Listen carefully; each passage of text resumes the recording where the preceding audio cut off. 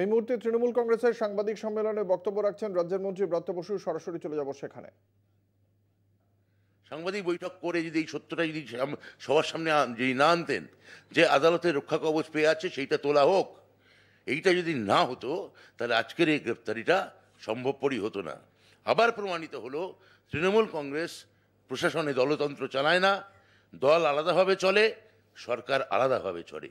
তৃণমূল ভবন থেকে আজকে সাংবাদিক বৈঠক করার যদি কোনো নির্যাস থেকে থাকে তার মূল কথা হচ্ছে এইটাই। আমি ডিরেক্টকে বলছি উনি যাতে আমাদের কাকলিদিকে হিন্দিতে বলার জন্য বলেন, তারপর নিশ্চয়ই আপনারা প্রশ্ন করবেন, সেই প্রশ্নের উত্তর আমরা তিনজনে দেব। নমস্কার।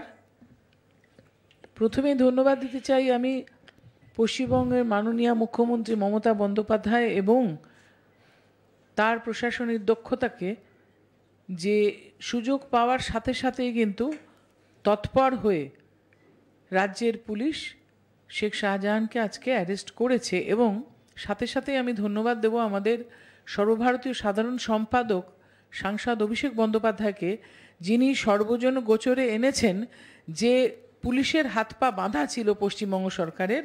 কেননা ইডি একটা কেস করে মহামান্য আদালতের থেকে এমন একটা অর্ডার বার করেছিলেন যে অর্ডারের জন্য পশ্চিমবঙ্গ সরকার কাজ করতে পারছিলেন না, সেটা আমাদের এডিজি साउथ बंगालो एकटू आगे सकलेर गोचरे एनेछेन।